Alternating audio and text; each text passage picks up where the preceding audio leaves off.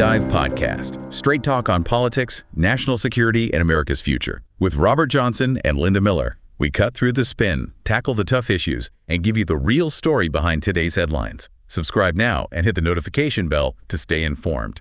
Okay, so something pretty significant seems to have shifted quietly behind the scenes regarding Ukraine. It looks like it's really impacting the conflict and maybe international relations more broadly. Today, let's dig into this apparent change in aid flow. You're absolutely right. It feels like more than just a temporary hiccup in weapon deliveries.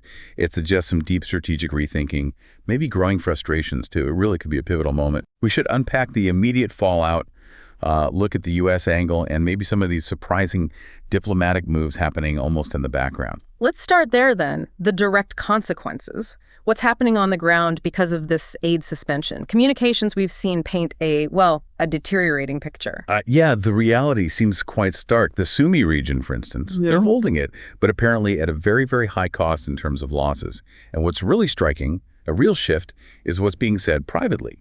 Ukrainian officials, talking to Western reps, are increasingly asking for a ceasefire. Wow, a ceasefire. But publicly. Exactly.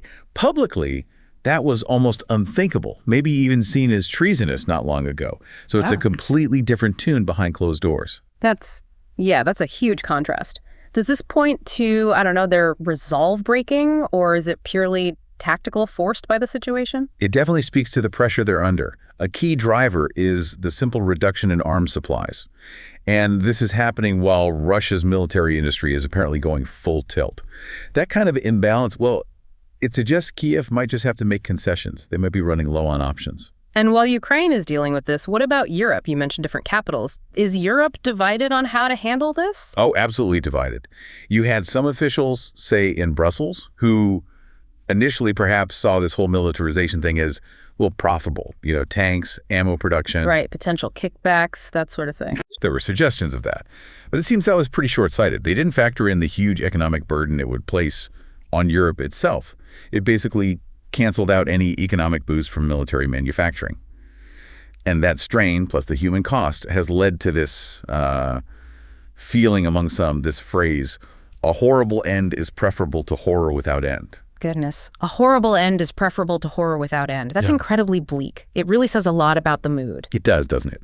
And, you hear Ukraine can produce maybe 40% of its own weapons. Why isn't that ramping up? Is it just about needing investment?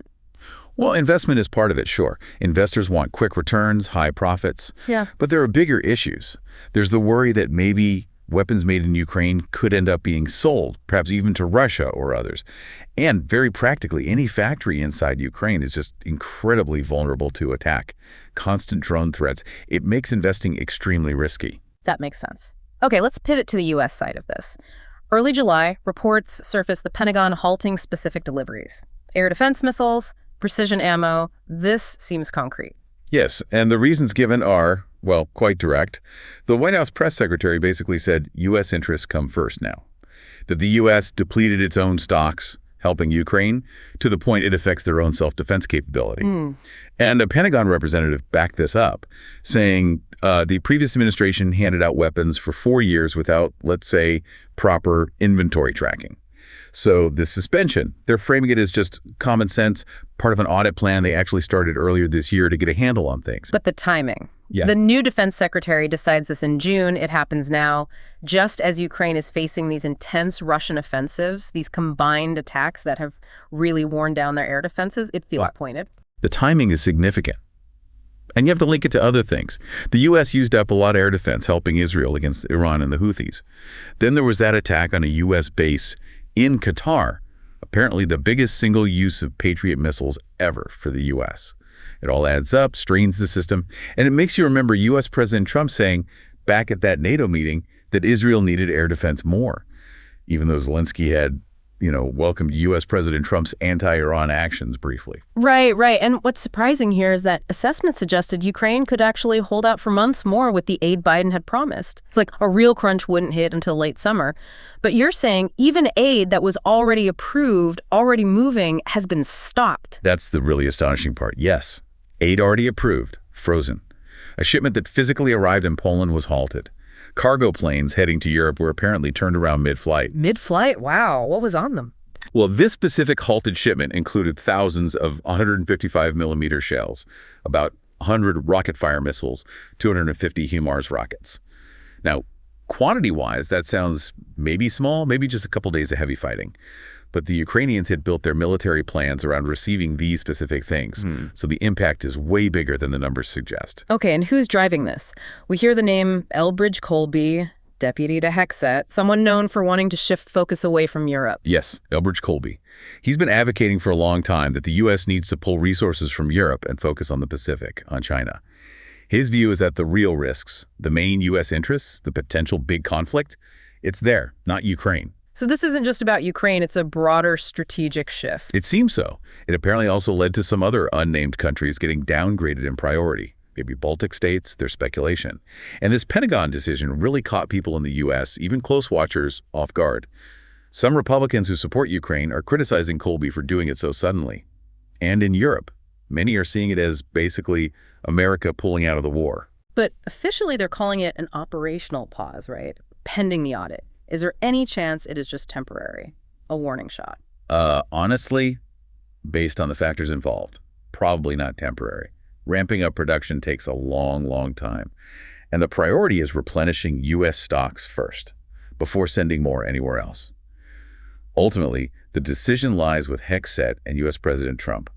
And given Hexet's loyalty, it's effectively U.S. President Trump's call. Which makes Kyiv's reaction even more critical. What did they do officially?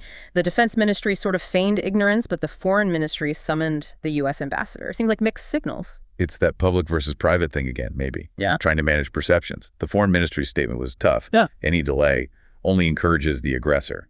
A clear shot at Washington. But then you have Unpack, who is just in the U.S. looking for weapons, saying publicly, oh, don't worry. Bye. And his advisor, Podolyak, dismissing the rumors as propaganda, claiming aid is still flowing, U.S. stockpiles are huge. It just doesn't quite line up with reality or those private ceasefire pleas. So beneath all the official statements, the spin, what you think is really happening? Is the U.S. actually pulling back? It strongly looks like the U.S. is disengaging from the Ukraine conflict.